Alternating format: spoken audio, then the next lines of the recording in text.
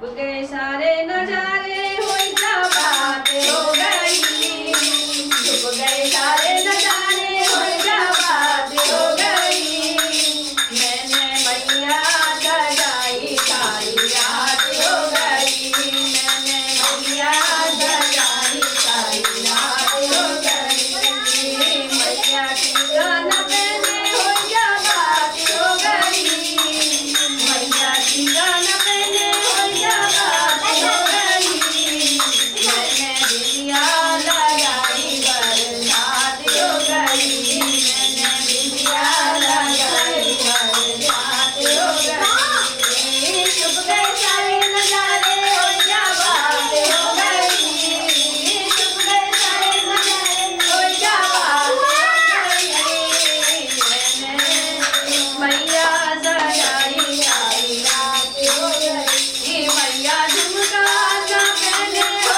क्या बात हो गई, मैया झुमका ना पहने हो क्या बात हो गई, मैंने नथनी पहनाई बरसात हो गई, मैंने नथनी पहनाई बरसात हो गई, छुप गए सारे नजारे हो क्या बात हो गई, छुप गए सारे नजारे हो क्या बात हो गई, मैंने मैया सजाई रात हो गई, मैया हलवा ना पहने हो क्या बात हो गई, मैया कंगना ना पहने हो क्या बात हो गई, मैंने माला पहनाई बरसात हो गई, मैंने मेहंदी लगाई बरसात हो गई, छुप गए सारे नजारे हो क्या बात हो गई,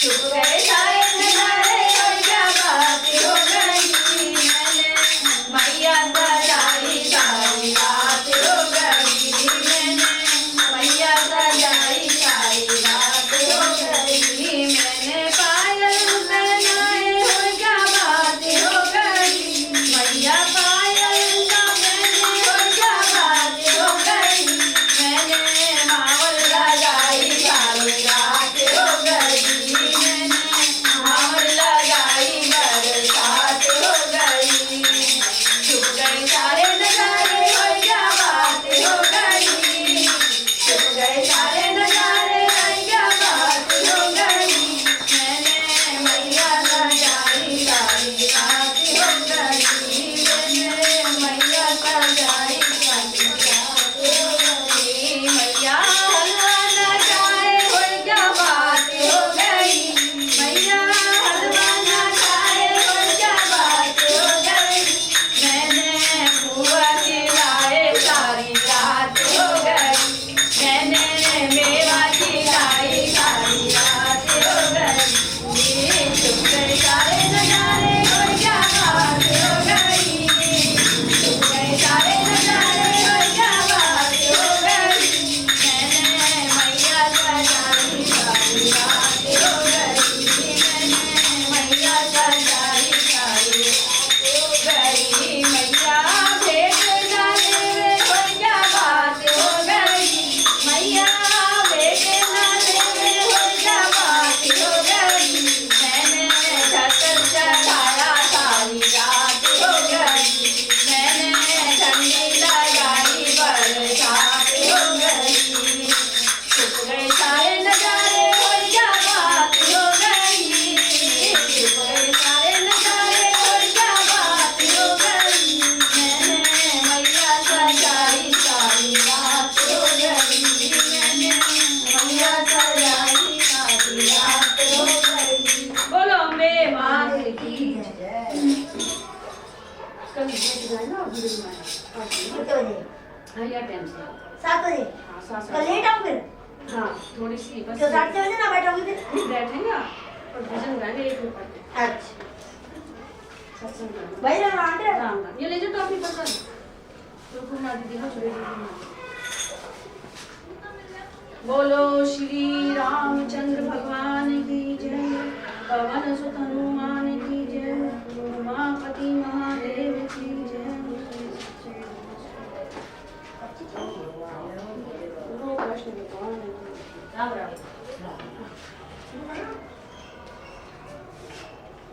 ये गीता बुआ जी, हाँ पंख चला दिया, तुम जोड़ लो पहले, जब चलाती इधर ना हम चल रोड नहीं, तुम जोड़ लो पर नबी नहीं जुड़ जाता है इधर वाले ये साधक संजीवनी राम सुखदास जी ने। हाँ।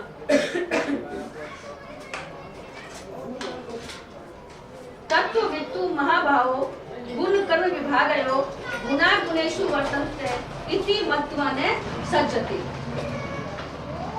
इसमें बताया गया है कि जो अहंकार से मोहित अंतःकरण वाले पुरुष से तत्व के महापुरुष को सर्वथा भिन्न और विलक्षण बताने के लिए यहाँ तू पद का प्रयोग किया गया है।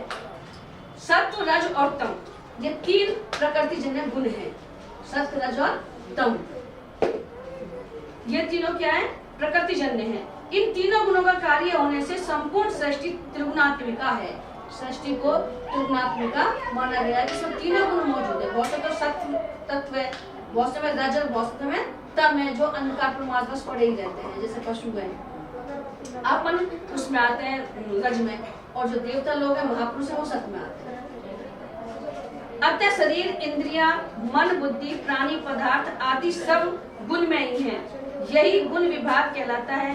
इन शरीर आदि से होने वाली क्रिया कर्म विभाग कहलाती है। क्रियाएं होती हैं वो कर्म मानी जाती है। गुण और कर्म अर्थात पदार्थ और क्रियाएं निरंतर परिवर्तनशील हैं। पदार्थ उत्पन्न और नष्ट होने वाले हैं तथा क्रियाएं आरंभ और समाप्त होने वाली हैं। कोई काम करेंगे तो शुरू भी करेंगे और समापन भी होगा। ऐसा ठीक ठीक अनुभव करना ही गुण और कर्म विभाग को तत्व से जानना है। चेतन स्वरूप यानी अपना जो स्वरूप है, आत्मा है, में कभी कोई क्रिया नहीं होती। आत्मा में कोई क्रिया नहीं होती। बाहरी अपने शरीर से ही सारी क्रियाएं होती हैं। वह सदा निर्लिप्त निर्विकार रहता है और वो शरीर से लिप्त भी नहीं है, जुड़ा हुआ भी नहीं है, निर्विकार है। अर्थात उसका किसी भी प्राकृत पदार्थ और क्रिया से संबंध नहीं होता। मानते हैं अपन ऐसा, बाकी शरीर करता आत्मा पर कोई प्रभाव नहीं पड़ता। ऐसा ठीक ठीक अनुभव करना ही चेतन को तत्व से जानना है। अपन ये जान जाए कि आत्मा अपने तो बुढ़ापा आवे, न जवानी आवे, न उम्र, न कटे, न उसको सुखा सकती है, न उसको आग जला सकती है, न उसको कोई शस्त्र काट सकता है। ये शरीर से ही जो होता है जो कुछ आत्मा पे कोई प्रभाव नहीं पड़ता। अज्ञानी पुरुष जब इन गुण विभाग और कर्म विभाग से अपना संबंध मान लेता है कि मैं ये काम कर रहा हूँ, मेरे ये गुण है, तब वह बंध जाता है। जब वो अपने कर्मों से और गुणों से वो अपना मान लेता है तो वो उनसे बंध जाता है। शास्त्रीय दृष्टि से तो इस बंधन का मुख्य कारण अज्ञान है। हमें इसके बारे में, तत्व के बारे में ज्ञान नहीं है। पर साधक की दृष्टि से राग ही मुख्य कारण है। साधक जो साधना करते हैं वो कहते हैं कि राग, जुड़ाव मत रखो किसी से भी, मतलब आसक्ति मत रखो, ये एक सबसे बड़ा कारण है। राग अविवेक से होता है। हमें ये विवेक नहीं है कि कौन सी चीज तो हमारे लिए उपयोगी है, कौन सी अनुपयोगी है। हम तो इस प्रकृति को ही, हमारे जो जड़ पदार्थ है उनको ही उपयोगी मानते हैं और उन्हीं से अपना संबंध बनाए रखते हैं। विवेक जागृत होने पर राग नष्ट हो जाता है, और जब अपना विवेक जागृत हो जाता है, बुद्धि जागृत हो जाए अपनी, तो अपन जान जाए कि ये वस्तु अपने साथ चलने वाली नहीं है, तो अपन उनसे धीरे धीरे राग छोड़ता चले जाए। और जब तक ज्ञान ना हो अपन को, जब तक अपन उनसे बनता चले जाए कि मेरा ये, जब अंत में अंत समय आवे, जब पता पड़े कि अपन को कौन अपना है कौन अपना नहीं। यह विवेक मनुष्य में विशेष रूप से है। आवश्यकता केवल इस विवेक को महत्व देकर जागृत करने की। विवेक सबके अंदर है लेकिन उसको जागृत करने की, वो अपने मोह माया से ढका हुआ है। हाँ, उसको जागृत कैसे होगा? सत्संग से होगा, महापुरुषों के संग से होगा और सत ग्रंथों को पढ़ने से होगा। अतः साधक को विवेक जागृत करके विशेष रूप से राग को ही मिटाना चाहिए। जो राग है अपना उसको मिटाना चाहिए। तत्व को जानने की इच्छा रखने वाला साधक भी अगर गुण, पदार्थ और कर्म क्रिया से अपना कोई संबंध नहीं मानता तो वह भी गुण विभाग और कर्म विभाग को तत्व से जान लेता है। जो तत्व को जानने वाला है, इच्छुक है, जिज्ञासु है कि भाई परमात्मा क्या है, क्या अपना है, क्या पराया है, कौन अपने साथ जाने वाला है, कौन साथ नहीं जाने वाला है, इस तत्व को जान लेता है तो धीरे धीरे वो क्रियाओं से, कर्म से और गुणों से अतीत होता चले जाता है, ऊपर होता चला जाता है। चाहे गुण विभाग और कर्म विभाग को तत्व से जाने, चाहे स्वयं को तत्व से जाने, दोनों का परिणाम एक ही होगा। चाहे तो गुण विभाग और कर्म विभाग को जान लो भाई ये अलग है, चाहे अपने और शरीर को अलग मान लो, तत्व तो वो तत्व को ही जानना है। जब अपन आत्मा को परमात्मा को जान जाएगा, शरीर अलग है आत्मा अलग है, तो ये क्या है, परमात्मा को जानना है, आत्मा को। गुण कर्म विभाग को तत्व से जानने का उपाय, यानी किस प्रकार से हम जाने। शरीर में रहते हुए भी चेतन तत्व सर्वथा अक्रिय और निर्लिप्त है। जो आत्मा है जो रह रही शरीर में, लेकिन उसके ऊपर कोई प्रभाव नहीं पड़ता, चाहे दुख हो, चाहे सुख हो, चाहे आंधी हो, चाहे तूफान हो। प्रवृत्ति का कार्य शरीर, इंद्रिय, मन, बुद्धि आदि। इदम यह कहा जाता है, यह कभी अहम मैं नहीं होता। जो यह शब्द है कि यह है, ये कभी मैं नहीं बनता, मैं ही रहता है, अहम मैं।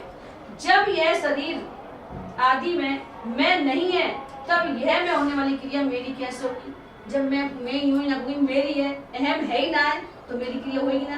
भाई भगवान ने करो, ये तुमने करो। पहले कब लोग बात कहेंगे, वाह कौन कुछ हो रहा है, तुम्हारे शुरू है साहब, है ना। और अब कहेंगे ना मेरा बेटो है ना, तो मैं आ गई ना वहाँ पे। जब मैं हम ये कहते तेरा है, तो मैं रह वही ना है वहाँ पीछे वहाँ में। तो हम यही बताया कि यह शरीर में नहीं है, तब यह मैं होने वाली क्रिया मेरी कैसे हुई। जो क्रिया भी मेरी ना होगी, तो मेरा भी ना होगा। जो मैं तुम्हारा बता रही हूँ, तो मेरे पास हुई हो पीछे। तात्पर्य है कि शरीर, इंद्रियां, मन, बुद्धि आदि सब प्रकृति के कार्य हैं और स्वयं इनसे सर्वथा असंबद्ध निर्लिप्त है। अतः इनमें होने वाली क्रियाओं का कर्ता स्वयं कैसे हो सकता है। इस प्रकार अपने को पदार्थ एवं क्रियाओं से अलग अनुभव करने वाला बंधन में नहीं पड़ता। जो ये जान जाता है कि क्रिया अलग हो रही है, पदार्थ अलग है, तो बंधन में नहीं पड़ेगा। जहाँ मैं होगा वहाँ बंधन में पड़ेगा। सब अवस्थाओं में नेव किंचित कर्मोति, मैं कुछ भी नहीं करता हूँ, ऐसा अनुभव करना ही अपने को क्रियाओं से अलग जानना अर्थात अनुभव करना है। कि भाई मैं कुछ भी नहीं करता, मेरे हाथ में कुछ नहीं, जो करता है वो तू ही करता है, तू ही है, जो कुछ है जो तू ही है। ये भजन है। बाबूजी कहते हैं जैसे प्याज अपने एक जगह से दूसरी जगह लगाए ना, तो लेते रहो, तो बस यूँ कहते मेरा ना है, इतेरो है, वही में बंधन छूटे। धीरे धीरे प्रैक्टिस करें, थोड़ा बहुत तो फर्क पड़ेगी। देखना, सुनना, खाना पीना आदि सब क्रियाएं हैं और देखने सुनने आदि के विषय, खाने पीने की सामग्री आदि सब पदार्थ हैं। खाना पीना वो तो क्रिया है और जो चीज है वो सब पदार्थ है, खाना है, भोजन है, सब। इन क्रियाओं और पदार्थों को हम इंद्रियों, आँख, कान, मुंह आदि से जानते हैं। इंद्रियों को मन से और मन को बुद्धि से और बुद्धि को माने हुए अहम मैंपन से जानते हैं। यह अहम भी एक सामान्य प्रकाश चेतन से प्रकाशित होता है।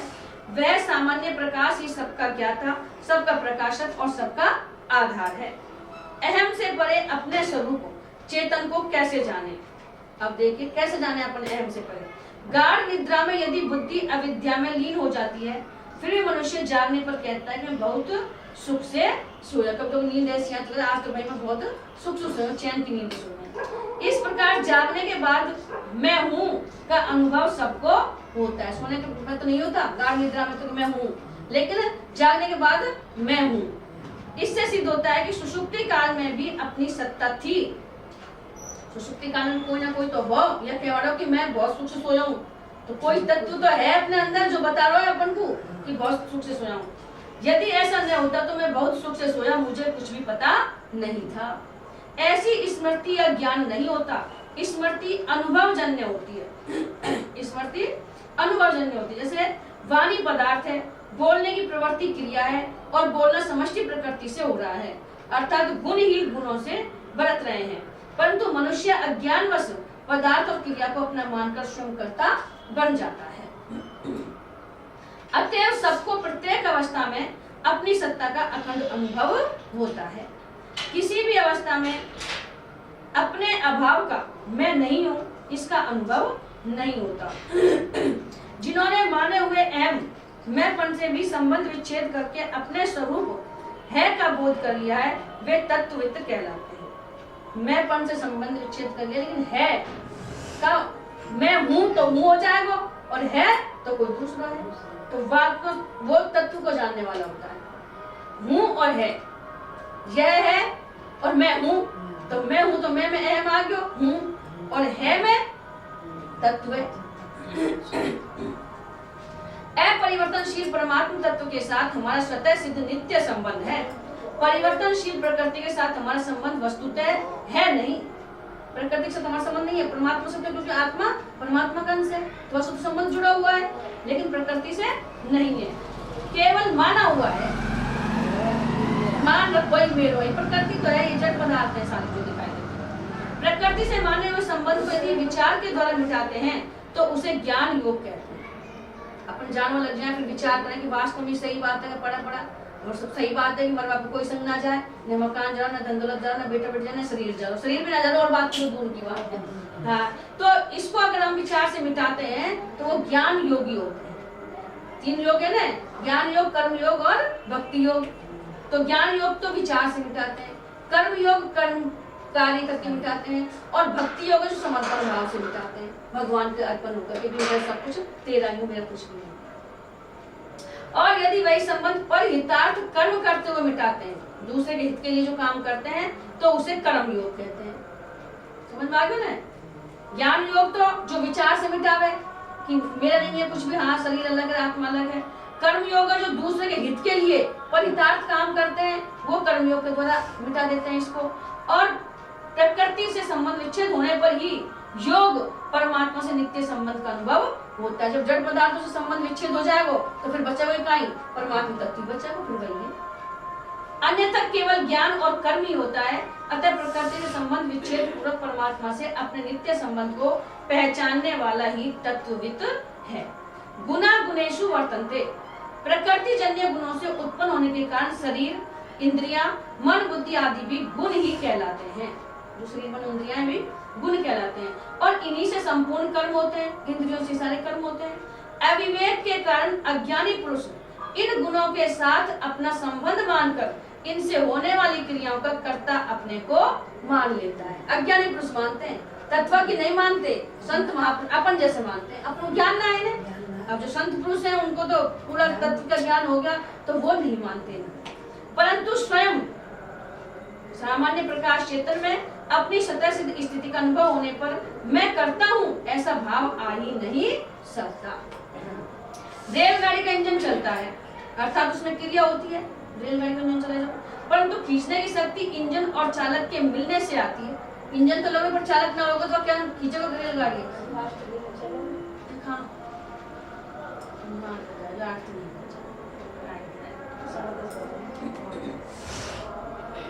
वास्तव में खींचने की शक्ति तो इंजन की ही है, पर चालक के द्वारा संचालन करने पर ही वह गंतव्य स्थान पर पहुंच पाता है। चालक नहीं हो तो गंतव्य स्थान पर नहीं पहुंचता। कारण कि इंजन में इंद्रियां, मन, बुद्धि नहीं है, इसलिए उसे इंद्रियां, मन, बुद्धि वाले चालक मनुष्य की जरूरत पड़ती है। परंतु मनुष्य के पास शरीर रूप इंजन भी है और संचालन के लिए इंद्रियां, मन, बुद्धि भी है। शरीर, इंद्रियां, मन, बुद्धि चारों एक सामान्य प्रकाश चेतन से सत्ता स्फूर्ति पाकर ही कार्य करने में समर्थ होते हैं। जो चेतन अपने अंदर है उससे ही ये शक्ति पाते हैं, जब ये कार्य करते हैं, नहीं तो नहीं कर सकते। वही ना, मौत हो जाए जब निकल जाए तो फिर कुछ भी ना है, सब इंद्रिय धरी धरी रह जाए।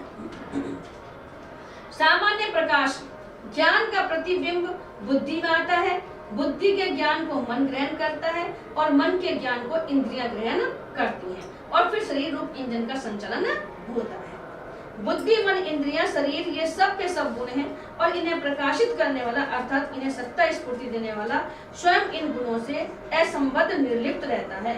अतः वास्तव में संपूर्ण गुण ही गुणों में बरत रहे हैं। संतों कैसे कि संपूर्ण गुण गुणों में बरत रहे हैं, हमारा कोई निर्णय नहीं। श्रेष्ठ पुरुष के आचरणों का सब लोग अनुसरण करते हैं। संत पुरुषों के जो श्रेष्ठ पुरुष हैं उनका जैसा वो करते हैं वैसे अपन करने का करते हैं। इसलिए भगवान ज्ञानी महापुरुष के द्वारा लोक संग्रह कैसे होता है इसका वर्णन करते हुए कहते हैं कि जिस प्रकार वह महापुरुष संपूर्ण गुण ही गुणों में बरत रहे हैं, ऐसा अनुभव करके उनमें आसक्त नहीं होता कि मैं कोई न कर अपना सहज भाव से जो क्रिया हो रही है वो हो रही है, जो गुण गुणों में बरत रहे हैं, तो वो आसक्त नहीं होता। उसी प्रकार साधक को भी वैसा ही मानकर उनमें आसक्त नहीं होना चाहिए। हाँ, प्रकृति में जो कुछ हो रहा है वो उसी की उससे हो रहा है। आकर्षण सदा सजातीयता में ही होता है, जैसे कानों का शब्द में, त्वचा का स्पर्श में, नेत्रों का रूप में और जिह्वा का रस में और नासिका का गंध में आकर्षण होता है। इस प्रकार पांचों इंद्रियों का अपने अपने विषयों में ही आकर्षण होता है।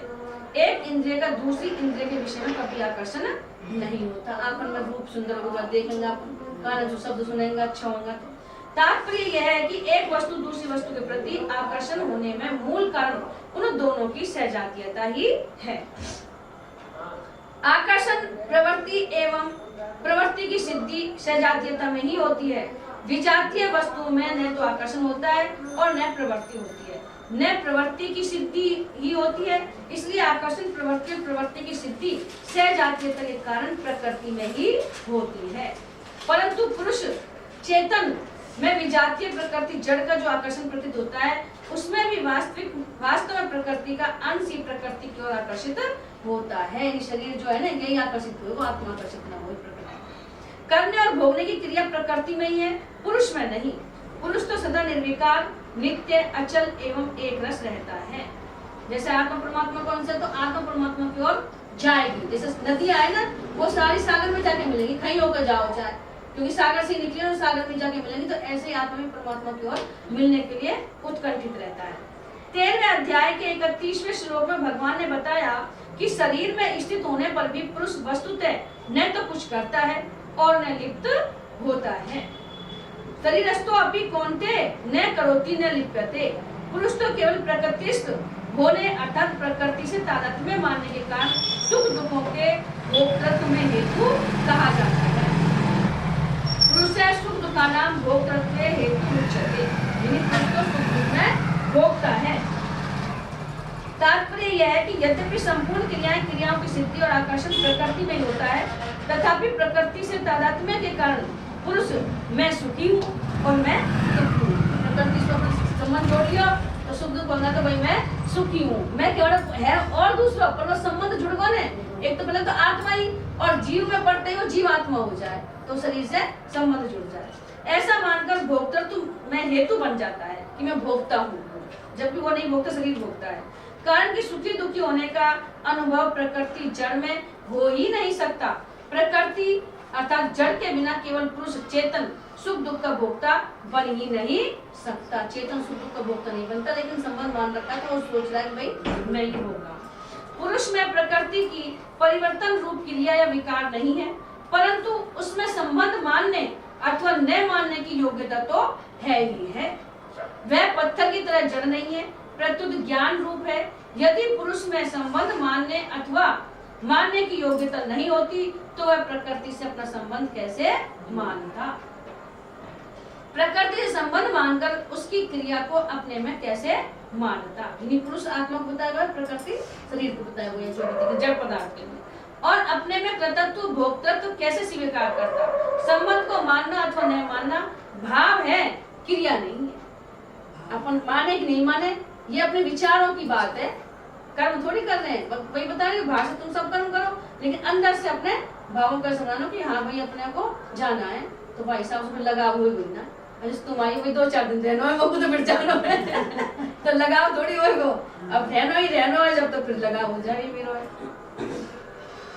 पुरुष में संबंध जोड़ने और नए जोड़ने की योग्यता है, पर क्रिया करने की योग्यता उसमें नहीं। क्रिया करने की योग्यता जिसमें परिवर्तन होता है, शरीर में क्रिया करने की वो है, जो है उसमें क्रिया करने की शक्ति नहीं, क्योंकि उसमें कोई परिवर्तन निर्विकार है, निर्लिप्त है। पुरुष में परिवर्तन का स्वभाव नहीं है, जबकि प्रकृति में परिवर्तन का स्वभाव है। अर्थात प्रकृति से क्रियाशीलता स्वाभाविक है, इसलिए प्रकृति से संबंध जोड़ने पर ही पुरुष अपने में क्रिया मान लेता है कि भाई मैं ही कर रहा हूँ इस काम को। पुरुष में कोई परिवर्तन नहीं होता। यह परिवर्तन का न होना उसकी कोई अशक्तता या कमी नहीं है, प्रत्युत उसकी महत्ता है। पुरुष की वह निरंतर एक रस एक रूप रहने वाला है, परिवर्तन होना उसका स्वभाव ही नहीं है। जैसे बर्फ में गर्म होने का स्वभाव या योग्यता नहीं है, परिवर्तन रूप क्रिया होना प्रकृति का स्वभाव है, पुरुष का नहीं। परंतु प्रकृति से अपना संबंध नहीं मानने की इसमें पूरी योग्यता, सामर्थ्य, स्वतंत्रता है कि वो माने या नहीं माने, ये सामर्थ्य है उसमें। अब अपन अज्ञानी तो मान लेंगे और ज्ञानी नहीं मानेंगे, क्योंकि वास्तव में प्रकृति से संबंध मूल में नहीं है। प्रकृति के अंश शरीर को पुरुष जब अपना स्वरूप मान लेता है, तब प्रकृति के उस अंश में आकर्षण, क्रियाएं और उनके फल की प्राप्ति होती रहती है। इसी का संकेत यहाँ गुणा गुणेषु वर्तन्ते पदों से किया गया है। गुणों में अपनी स्थिति मानकर पुरुष चेतन सुखी दुखी होता रहता है। वास्तव में सुख दुख की पृथक सत्ता नहीं है, इसलिए भगवान गुणों से माने हुए संबंध का विच्छेद करने के लिए विशेष जोर देते हैं। तात्विक दृष्टि से देखा जाए तो संबंध विच्छेद पहले से ही है, सदा से ही है संबंध विच्छेद तो, लेकिन अपन ने मान लिया है उसको, केवल भूल से संबंध माना हुआ है, भूल में पड़ गया ना। अतः माने हुए संबंध को अस्वीकार करके केवल गुण ही गुणों में बरत रहे हैं, इस वास्तविकता को पहचानना है। यहाँ मत्वा पद जानने के अर्थ में आया है तत्व के महापुरुष प्रकृति, जड़ और पुरुष चेतन को स्वाभाविक ही अलग अलग जानता है, इसलिए वह प्रकृति जन्य गुणों में आसक्त नहीं होता। भगवान मत्वा पद का प्रयोग करके मानव साधकों को यह आज्ञा देते हैं कि वे भी प्रकृति जन्य गुणों को अलग मानकर उनमें आसक्त न हो। विशेष बात यह है कि कर्म योगी और सांख्य योगी दोनों की साधना प्रणाली में एकता नहीं होती। कर्म योगी गुणों, शरीर आदि से मानी हुई एकता को मिटाने की चेष्टा करता है, इसलिए श्रीमद् भागवत में कर्म योगस्तु कामी नाम कहा गया है। भगवान ने भी इसलिए कर्म योगी के लिए कर्म करने की आवश्यकता पर विशेष जोर दिया है कि तू कर्म कर। जैसे कर्मों का आरंभ किए बिना मनुष्य निष्कर्मता को प्राप्त नहीं होता, योग में आरूढ़ होने की इच्छा वाले मननशील पुरुष के लिए कर्म करना ही हेतु कहा जाता है। कर्म योगी कर्मों को तो करता है, पर उनको अपने लिए नहीं, प्रत्युत दूसरों के हित के लिए करता है। इसलिए वह उन कर्मों का भोक्ता नहीं बनता, खुद के लिए नहीं करता, दूसरों के लिए करता है, इसलिए वो उनके कर्मों का फलों का भोक्ता भी नहीं बनता। भोक्ता न बनने से अर्थात भोक्तृत्व का नाश होने से कृतत्व का नाश स्वतः हो ही जाता है। तात्पर्य यह है कि कृतत्व में जो कर्तापन है वह फल के लिए ही है, फल का उद्देश्य न रहने पर कृतत्व नहीं रहता।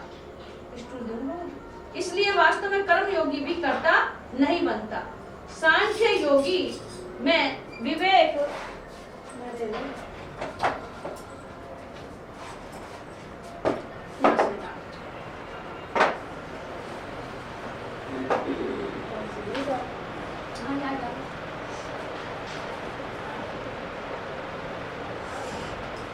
तो सांख्य योगी में विवेक विचार की प्रधानता रहती है। जो सांख्य योगी हैं, ज्ञान योगी, उनमें विचार और विवेक होता है, कर्म के द्वारा बताया गया है और इसमें विचारों के द्वारा बताया गया है।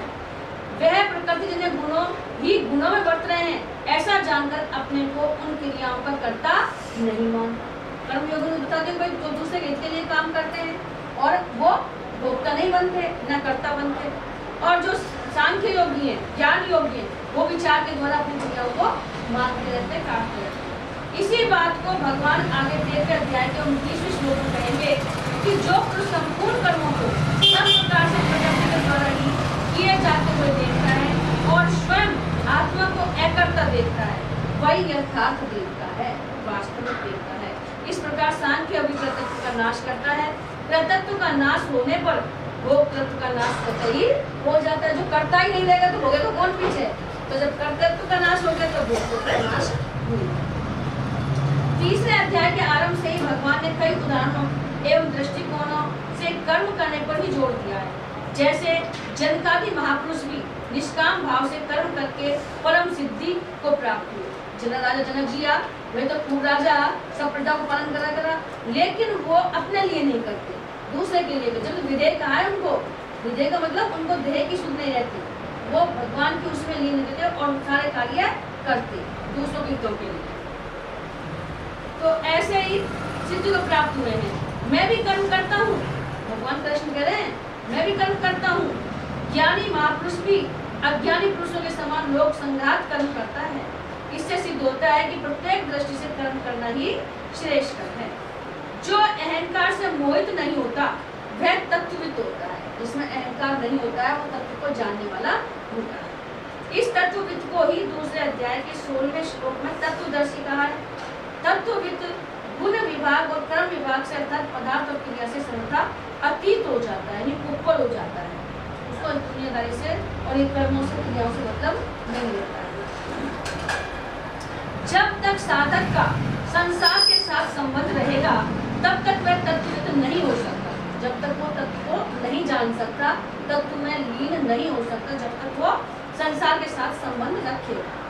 कारण कि संसार के साथ संबंध रखते हुए कोई संसार को जान ही नहीं सकता। संसार से सर्वथा अलग होने पर ही संसार को जान सकते हैं, यह नियम है। इसी तरह परमात्मा से अलग होकर कोई परमात्मा को जान ही नहीं सकता। परमात्मा से एक होकर ही परमात्मा को जान सकते हैं, यह नियम है। कारण यह है कि वास्तव में हम संसार से अलग हैं और परमात्मा से एक हैं। शरीर की संसार के साथ एकता है, हमारी स्वयं की परमात्मा के साथ एकता है, आत्मा की परमात्मा के साथ। प्रकृते गुण समूढ़ा सज्जनते गुण कर्मसु तान कृत्स्न विदो मंदा कृत्स्न भिन्न विचार्येत। सत्व, रज और तम, ये तीनों प्रकृति जन्य गुण मनुष्य को बांधने वाले हैं। तीनों गुण बांधने वाले हैं। सत्व गुण सुख और ज्ञान की आसक्ति से सुख मिलता है और ज्ञान तो सत्व गुण है उसके अंदर। रजोगुण कर्म की आसक्ति से और तमोगुण प्रमाद आलस्य निद्रा से मनुष्य को बांधता है। उपयुक्त पदों में उन अज्ञानियों का वर्णन है जो प्रकृति जन्य गुणों से अत्यंत मोहित अर्थात बंधे हुए हैं, परंतु जिनका शास्त्रों में शास्त्र विहित शुभ कर्मों में तथा उन कर्मों के फलों में श्रद्धा विश्वास है। इसी अध्याय के 25वें 26वें श्लोकों में ऐसे अज्ञानी पुरुषों का सत्ता अविद्वान से और कर्म संगी नाम अज्ञानम है नाम से वर्णन हुआ है। लौकिक और पारलौकिक भोगों की कामना के कारण ये पुरुष पदार्थों और कर्मों में आसक्त रहते हैं। इस कारण इनसे ऊंचे उठने की बात समझ नहीं सकते, इसलिए भगवान ने इन्हें अज्ञानी कहा है। तान प्रश्न विदो मंदान, अज्ञानी मनुष्य शुभ कर्म तो करते हैं पर करते नित्य निरंतर न रहने वाले नाशवान पदार्थों की प्राप्ति के लिए। अपन शुभ कर्म तो कर रहा है, जैसे मंदिर पे आना और काम करना, लेकिन कर किस लिए रहे? भगवान से नाशवान पदार्थ मांगे। वो बेटा दे दे, मेरे बेटा की नौकरी लगा दे, मोबिया दे दे, मुर्गा दे दे, धन दे दे।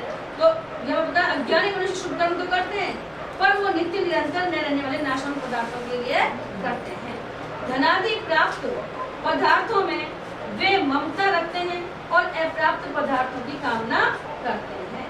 इस प्रकार ममता और कामना से बंधे रहने के कारण वे गुणों और कर्मों के तत्व को पूर्ण रूप से नहीं जान सकते।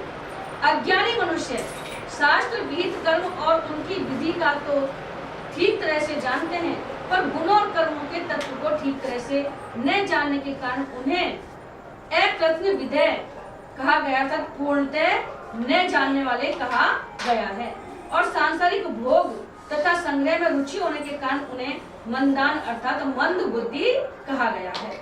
गुण और कर्म विभाग को पूर्णतः जानने वाले तथा कामना ममता से रहित ज्ञानी पुरुष को चाहिए कि वह पूर्व वर्णित सकाम भाव पूर्वक शुभ कर्मों में लगे हुए अज्ञानी पुरुषों को शुभ कर्मों से विचलित न करे, जिससे वे मंद बुद्धि पुरुष अपनी वर्तमान स्थिति से नीचे न गिर जाएगा। उनको मना कर देंगे तो या नीचे गिर जाएगा पीछे।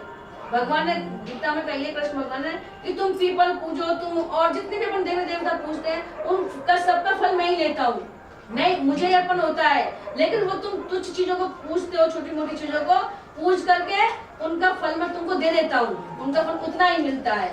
हाँ, लेकिन पाता मैं ही हूँ सबको, चाहे किसी रूप में तुम पूजो उनको। तो इसी अध्याय के 25वें 26वें श्लोक में ऐसे ज्ञानी पुरुषों का असक्त विद्वान और युक्त विद्वान नाम से वर्णन हुआ है। भगवान ने तत्वज्ञ महापुरुष को 25वें श्लोक में कुर्यात पद से स्वयं कर्म करने की तथा 26वें श्लोकों में जोशयेत पद से अज्ञानी पुरुषों में भी वैसे ही कर्म करवाने की आज्ञा दी थी कि भाई उनसे भी ऐसे कर्म करवाते रहो जिससे वो इससे नीचे और ना गिरे। परंतु यहाँ भगवान ने न विचार ये पदों से वैसी आज्ञा न देकर मानव उसमें कुछ ढील दी है कि ज्ञानी पुरुष अधिक नहीं तो कम से कम अपने संकेत वचन और क्रिया से अज्ञानी पुरुषों को विचलित न करे। तू ऐसे मत करे, मैं तो ऐसे कर लूं, ये नहीं उनको कर रहे हैं जिसको ऐसे कर रहे हैं। कारण कि जीवन मुक्त महापुरुष पर भगवान और शास्त्र अपना शासन नहीं रखते। उनके कहलाने वाले शरीर से स्वतः स्वाभाविक लोक संग्रात क्रियाएं हुआ करती है। जो जीवन मुक्त हैं, जो ऊपर हो गए, अतीत हो गए, वो अपने आप ही उनकी क्रिया ऐसी होती है कि वो खुद के लिए नहीं होती, दूसरों के लिए ही होती है। क्रिया और कर्म इन दोनों में भी भेद है। क्रिया के साथ जब मैं करता हूँ ऐसा अहम भाव रहता है, तब वह क्रिया कर्म हो जाती है। अपन ऐसा कर रहा है, क्रिया कोई काम कर रहा है तो वो कर्म बन जाएगी, क्योंकि वहां में अपना अहम रहेगा कि मैं कर रहा हूँ, कर्तापन है। और उसका इष्ट अनिष्ट और मिश्रित तीनों प्रकार का फल मिलता है। जब क्रिया होगी, कर्तापन रहेगा भाव में, तो उसका फल भी मिलेगा। परंतु जहाँ मैं करता नहीं हूँ ऐसा भाव रहता है, वहाँ क्रिया कर्म नहीं बनती, अर्थात फलदायक नहीं होती। जब करता ही नहीं रहेगा तो फल मिलेगा ही नहीं उसको। तत्व के महापुरुष के द्वारा फलदायक कर्म नहीं होते, प्रत्युत केवल क्रियाएं ज्येष्ठा मात्र होती है। क्रिया उन्हें कर दिया, ठीक है, उनसे उनको कोई लगाव नहीं है। तो जीवन मुक्त महापुरुष पर भगवान और शास्त्र अपना शासन नहीं रखते। उनके कहलाने वाले शरीर से स्वतः स्वाभाविक लोक संग्रात क्रियाएं हुआ करती हैं। तत्व के महापुरुष कर्म योगी हो अथवा ज्ञान योगी, जिसने भगवान को जान लिया है, तत्व को जान लिया, वो चाहे कर्म योगी हो चाहे ज्ञान योगी हो, संपूर्ण कर्म करते हुए भी उसका कर्मों और पदार्थों के साथ किसी प्रकार का संबंध स्वतः नहीं रहता, जो वस्तुतः था नहीं। अज्ञानी मनुष्य स्वर्ग प्राप्ति के लिए शुभ कर्म किया करते हैं, इसलिए भगवान ने ऐसे मनुष्यों को विचलित न करने की आज्ञा दी है। अर्थात वे महापुरुष अपने संकेत वचन और क्रिया से ऐसा कोई बात प्रकट न करें जिससे उन सकाम पुरुषों की शास्त्र शुभ कर्मों में अश्रद्धा, अविश्वास या अरुचि पैदा हो जाए और वे उन कर्मों का त्याग कर दें, क्योंकि ऐसा करने से उनका पतन हो सकता है। इसलिए ऐसे पुरुषों को सकाम भाव से विचलित करना है, शास्त्रीय कर्मों से नहीं। जन्म मरण रूप बंधन से छुटकारा दिलाने के लिए उन्हें सकाम भाव से विचलित करना उचित भी है और आवश्यक भी है। अर्जुन का प्रश्न था कि मेरे को घोर कर्म में क्यों लगाते हो? उस प्रश्न का उत्तर भगवान कई तरह से देते हैं, जिसका तात्पर्य है कि मेरा उद्देश्य घोर कर्म में लगाना नहीं है, प्रत्युत कर्मों से संबंध विच्छेद करना है। कर्म तो करेगा तू, लेकिन अपना मान के मत कर, तू मेरे लिए कर्म कर तू। कर्मों से संबंध विच्छेद करने के लिए ही कर्म योग है।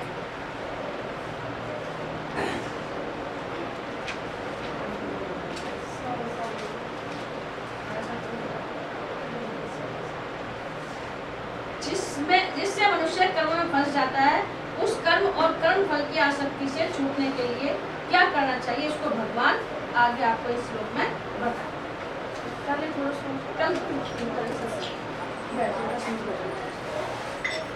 मयि सर्वाणि कर्माणि संन्यासाध्यात्म चेतसा निराशीर निर्ममो भूत्वा युद्धस्व विगत ज्वरे। प्राय साधक का यह विचार रहता है कि कर्मों से बंधन होता है, अपन ये सोचते कर्म करेंगे तो बंधन में बंधेंगे, और कर्म किए बिना कोई रह सकता नहीं, इसलिए कर्म करने में तो मैं बंध जाऊंगा। अर्जुन कह रहा है, अतः कर्म किस प्रकार करने चाहिए जिससे कर्म बंधन कारक न हो, प्रत्युत मुक्तिदायक हो जाए। कर्म तो करना पड़ेगा, लेकिन कैसे कर्म करें जिससे हम बंधे नहीं और मुक्तिदायक हो जाए। इसके लिए भगवान अर्जुन से कहते हैं कि तू अध्यात्म चित्त विवेक विचार युक्त अंतःकरण से संपूर्ण कर्तव्य कर्मों को मेरे अर्पण कर दे। कर्म कर दे, तू मुझे अर्पित कर दे, सब तेरा मत माने कि मैंने कर्म किया है, करके मुझे अर्पित कर दे, अर्थात इनसे अपना कोई संबंध मत मान। कारण कि वास्तव में संसार मात्र की संपूर्ण क्रियाओं में केवल मेरी शक्ति ही काम कर रही है। शरीर, इंद्रियां, पदार्थ आदि भी मेरे हैं और शक्ति भी मेरी है, इसलिए सब कुछ भगवान का है और भगवान अपने हैं। ये मान लो कि भगवान मेरे हैं, मैं भगवान का हूँ।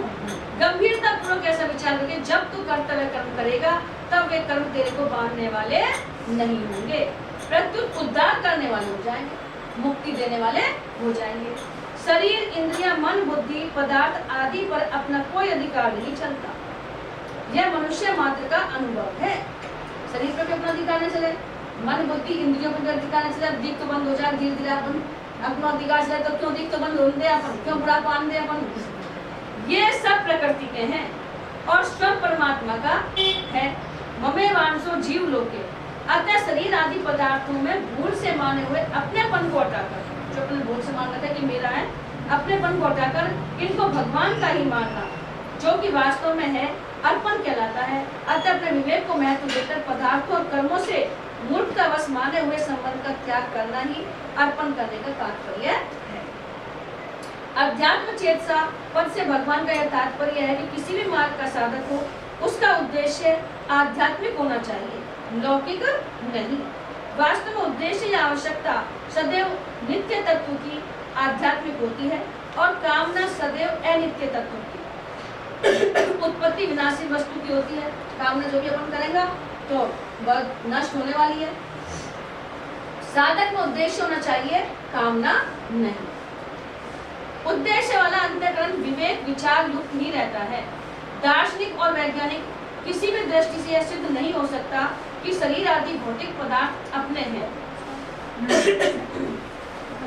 वास्तव में ये पदार्थ अपने और अपने लिए है ही नहीं, प्रत्युत केवल सदुपयोग करने के लिए मिले।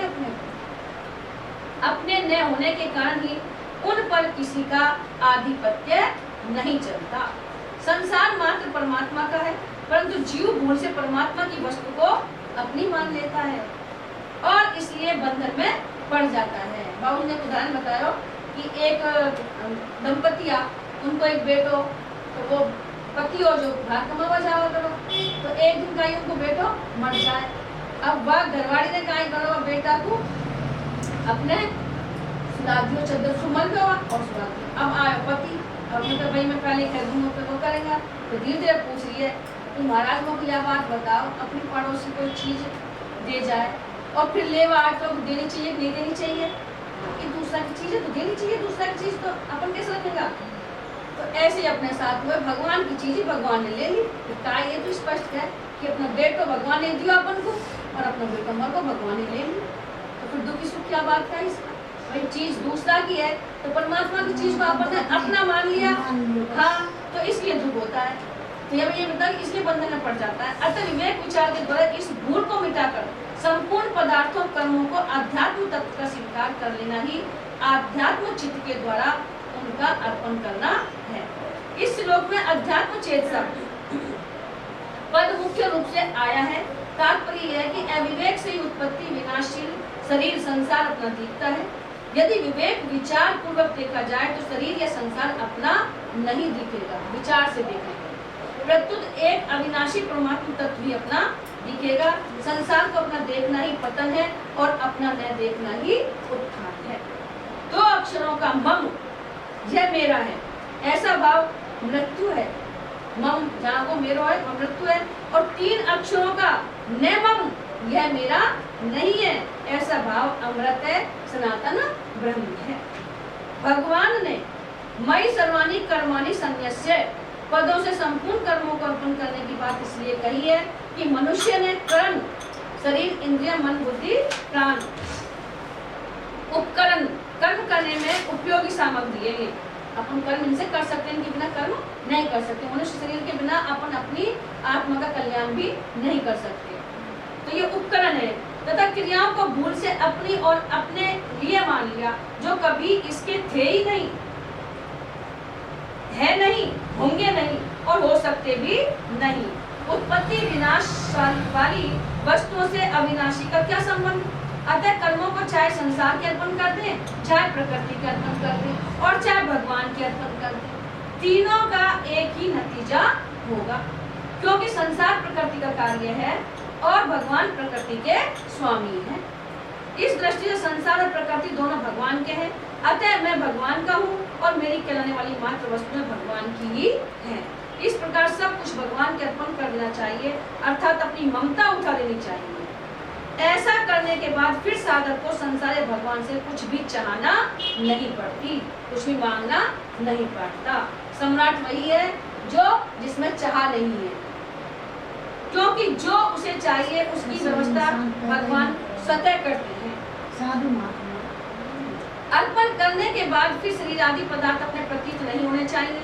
यदि अपने प्रतीत होते हैं तो वास्तव में अर्पण हुआ ही नहीं। इसलिए भगवान ने विवेक विचार युक्त चित्त से अर्पण करने के लिए ही कहा है, जिससे यह वास्तविकता ठीक तरह से समझ में आ जाए कि ये पदार्थ भगवान के ही हैं, अपने है ही नहीं। अपन संगति भी तो नहीं करते ना, अपन संगति के धीरे संत महात्मा की तो प्रभाव पड़ता है, संगति का ऐसी बात नहीं है। भगवान के अर्पण की बात ऐसी विलक्षण है कि किसी तरह से अर्पण किया जाए तो भी लाभ ही लाभ है, कारण कि कर्म और वस्तु अपनी है ही नहीं। कर्मों को करने के बाद भी उनका अर्पण किया जा सकता है, पर वास्तविक अर्पण पदार्थों और कर्मों से संबंध विच्छेद होने पर ही होता है। पदार्थों और कर्मों से संबंध विच्छेद तभी होता है जब यह बात ठीक अनुभव में आ जाए, समझ में आ जाए कि करण, उपकरण, कर्म और श्रम ये सब भगवान के ही हैं। साधक से प्राय यह भूल होती है कि वह उपकरणों को तो भगवान का मानने की चेष्टा करता है, पर करण तथा श्रम भी भगवान के हैं, इस पर ध्यान ही नहीं देता है। भगवान ने जो चीज दी अपन को, उन्हें तो अपन माने अपने, पर भगवान को ध्यान नहीं, भगवान भी अपने ही है, इसलिए उसका अर्पण अधूरा रह जाता है। अतः साधक को करण, उपकरण, क्रिया और श्रम सभी को एकमात्र भगवान का ही मान लेना चाहिए, जो वास्तव में उन्हीं के हैं। कर्म और पदार्थों का स्वरूप से त्याग करना अर्पण नहीं है। भगवान की वस्तु को भगवान की ही मानना वास्तविक अर्पण है। जो मनुष्य वस्तुओं को अपनी मानते हुए भगवान के अर्पण करता है, उसके बदले में भगवान बहुत वस्तुएं देते हैं। जैसे पृथ्वी में जितने बीज बोए जाएं, उससे कई गुना अधिक अन्न पृथ्वी देती है, पर कई गुना मिलने पर भी वह सीमित ही मिलता है। परंतु जो वस्तु को अपनी न मानकर भगवान की ही मानते हुए भगवान के अर्पण करता है, भगवान उसे अपने आप को देते हैं। वो अपने आप को ही देते हैं, वस्तु दे तो वस्तु अपने आप को ही देते हैं, और ऋणी भी हो जाते हैं। तात्पर्य की वस्तु को अपनी मानकर देने से, अंतःकरण में वस्तु का महत्व होने से उस वस्तु का मूल्य वस्तु में ही मिलता है, और अपनी न मानकर देने से स्वयं भगवान मिलते हैं। वास्तविक अर्पण से भगवान अत्यंत प्रसन्न होते हैं। इसका अर्थ यह नहीं है कि अर्पण करने से भगवान को कोई सहायता मिलती है, परंतु अर्पण करने वाला कर्म बंधन से मुक्त हो जाता है और इसी में भगवान की प्रसन्नता है। जैसे छोटा बालक आंगन में पड़ी हुई चाबी पिताजी को सौंप देता है तो पिताजी प्रसन्न हो जाते हैं, जबकि छोटा बालक भी पिताजी का है, आंगन भी पिताजी का है और चाबी भी पिताजी की है। पर वास्तव में पिताजी चाबी के मिलने से नहीं, प्रत्युत बालक का देने का भाव देखकर प्रसन्न होते हैं और हाथ ऊंचा करके बालक से कहते हैं कि तू इतना बड़ा हो जा, अर्थात उसे अपने से भी ऊंचा बना लेते हैं। इसी प्रकार संपूर्ण पदार्थ शरीर तथा शरीरी स्वयं भगवान के ही हैं।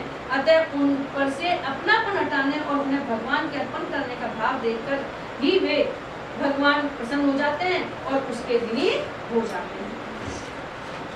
परमात्मा ने मनुष्य शरीर की रचना बड़े विचित्र ढंग से की है। मनुष्य के जीवन निर्वाह और साधन के लिए जो जो आवश्यक सामग्री है वह उसे प्रचुर मात्रा में प्राप्त है। उसमें भगवत प्रदत्त विवेक भी विद्यमान है।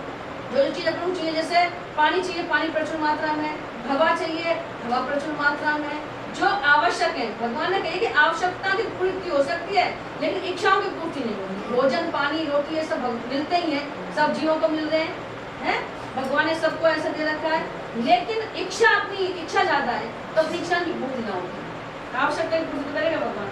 उस विवेक को महत्व नहीं देकर जब मनुष्य प्राप्त वस्तुओं का ठीक ठीक सदुपयोग नहीं करता, प्रत्युत उन्हें अपना मानकर अपने लिए उनका उपयोग करता है एवं प्राप्त वस्तु में ममता तथा अप्राप्त वस्तु की कामना करने लगता है, तब वह जन्म मरण के बंधन में बंध जाता है। वर्तमान में जो वस्तु व्यक्ति, परिस्थिति, घटना, योग्यता, शक्ति, शरीर, इंद्रिय, मन, प्राण, बुद्धि आदि मिले हुए दिखते हैं, वे पहले भी हमारे पास नहीं थे और बाद में भी सदा हमारे पास नहीं रहेंगे, क्योंकि वे कभी एक रूप नहीं रहते, प्रतिक्षण बदलते रहते हैं। इस वास्तविकता को मनुष्य जानता है।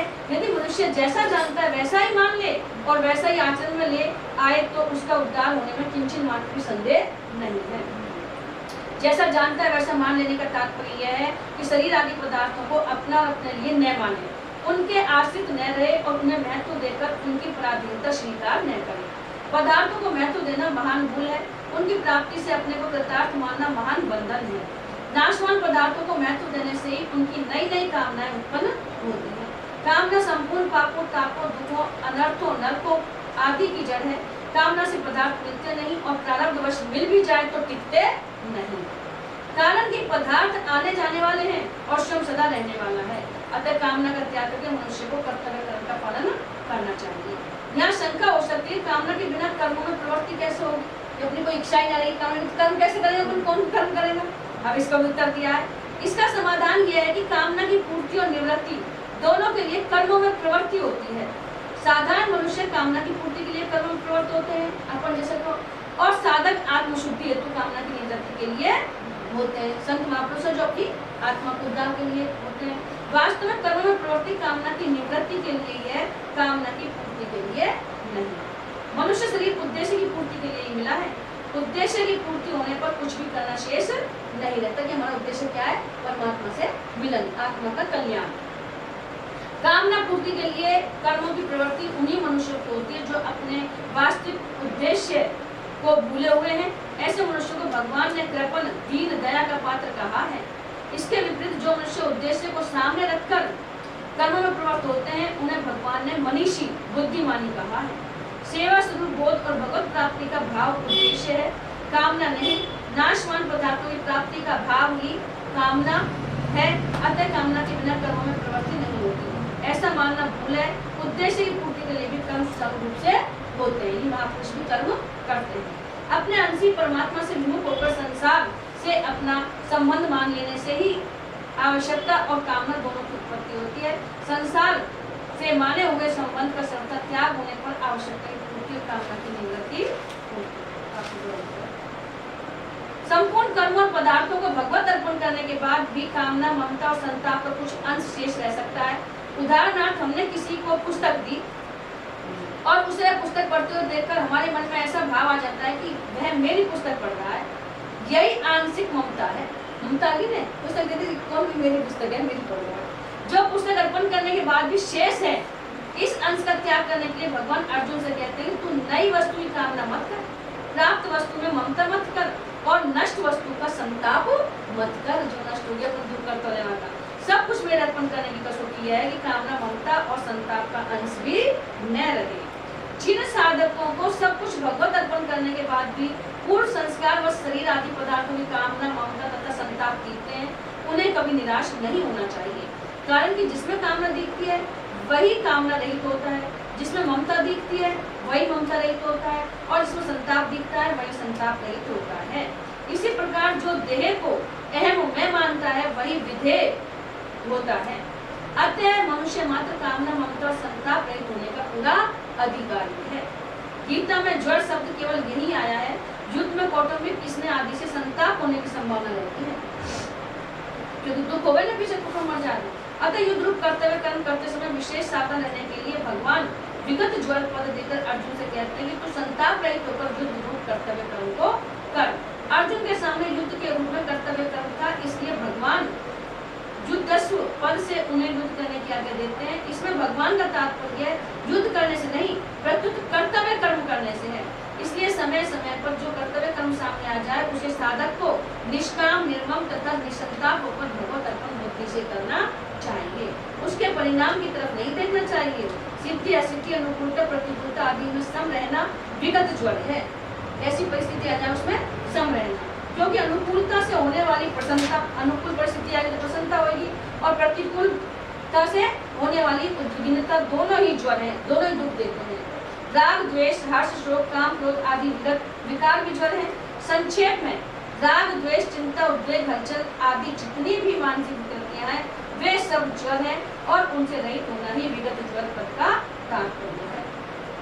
जब साधक एकमात्र उद्देश्य परमात्मा प्राप्ति का हो जाता है, तब उसके पास जो भी सामग्री, वस्तु, परिस्थिति होती है, यह सब साधन स्वरूप हो जाती है। फिर उसमें सामग्री बढ़िया, घटिया, ये दो विभाग नहीं होते। इसलिए सामग्री जो है और जैसी है वही और वैसी ही भगवान के अर्पण करनी है। भगवान ने जैसा दिया है वैसा ही उन्हें वापस करना है। संपूर्ण कर्मों को भगवान के अर्पण करने के बाद भी अपने में जो कामना, ममता, संताप प्रतीत होते हैं उन्हें भी भगवान के अर्पण कर देना है। भगवान के अर्पण करने से वह भगवान निष्ठ हो जाता है। योगारूढ़ होने में कर्म करना ही हेतु कहा जाता है। कारण कि कर्तव्य कर्म करने से ही साधक को पता लगता है कि मुझ में क्या और कहाँ कमी है। इसलिए 12वें अध्याय के 12वें श्लोक में ध्यान की अपेक्षा कर्म फल त्याग को श्रेष्ठ कहा गया है, क्योंकि ध्यान में साधक की दृष्टि विशेष रूप से मन की चंचलता पर ही रहती है और वह ध्येय में मन लगाने मात्र से ध्यान की सफलता मान लेता है। परंतु मन की चंचलता के अतिरिक्त दूसरी कमियां, कामना, ममता आदि की ओर उसकी दृष्टि तभी जाती है जब वह कर्म करता है। इसलिए भगवान प्रस्तुत श्लोक में युद्धस्व पद से कर्तव्य कर्म करने की आज्ञा देते हैं। जैसे दूसरे अध्याय के 48वें श्लोक में भगवान ने सिद्धि असिद्धि में सम होकर कर्तव्य कर्म करने की आज्ञा दी थी, ऐसे ही यहाँ निष्काम, निर्मम और निसंताप होकर युद्ध अर्थात कर्तव्य कर्म करने की आज्ञा देते हैं। जब युद्ध जैसा घोर कर्म भी संभाव से किया जा सकता है, तब ऐसा कौन सा दूसरा कर्म है जो संभाव से नहीं किया जा सकता। युद्ध में तो बहुत बार है, लेकिन फिर भी युद्ध को कहे संभाव से कर दूं, तो जब युद्ध जैसी क्रिया ही संभाव से हो सकती है, सब उस पर बुरा और कौन सा कर्म होगा जिसमें अपन अपनी क्षमता नहीं रख सकते। संभाव तभी होता है जब शरीर में मैं नहीं, मेरा नहीं और मेरे लिए नहीं ऐसा भाव हो जाए, जो कि वास्तव में है। कर्तव्य कर्म का पालन तभी संभव है जब साधक का उद्देश्य संसार न होकर एकमात्र परमात्मा हो जाए। परमात्मा प्राप्ति के उद्देश्य से साधक जो जो कर्तव्य परायण होता है, त्यों ही कामना, ममता, आसक्ति आदि दोष स्वतः मिट चले जाते हैं और ममता समता में अपनी स्वाभाविक स्थिति का अनुभव हो जाता है। समता में अपनी स्थिति का पूर्ण अनुभव होते ही कर्तापन सर्वथा मिट जाता है। जब समता भाव आ जाएगा तो कर्तापन रहता ही है और उद्देश्य के साथ एकता हो जाती है। यह नियम है कि अपने लिए कुछ भी पाने या करने की इच्छा न रहने पर अहम स्वतः नष्ट हो जाता है। अर्जुन श्रेय कल्याण तो चाहते हैं, पर युद्ध रूप कर्तव्य कर्म से हटकर। इसलिए अर्जुन के द्वारा अपना श्रेय पूछने पर भगवान उन्हें युद्ध रूप कर्तव्य कर्म करने की आज्ञा देते हैं, क्योंकि भगवान के मत अनुसार कर्तव्य कर्म करने से अर्थात कर्म योग से भी श्रेय की प्राप्ति होती है और ज्ञान योग एवं भक्ति योग से भी होती है, दोनों की तरह। अब तक तो भगवान ने अर्जुन के प्रश्न मुझे घोर कर्म क्यों लगाते हो का ही कई तरह से उत्तर दिया है। संपूर्ण कर्मों को मेरे अर्पण कर, ऐसा कहने का तात्पर्य क्रिया और पदार्थ से अपने को अपने लिए न मानकर मेरे लिए ही मान, कारण कि भगवान समग्र है। संपूर्ण कर्म तथा पदार्थ समग्र भगवान के ही अंतर्गत आते हैं। बोलो श्री कृष्ण भगवान की जय। सभी का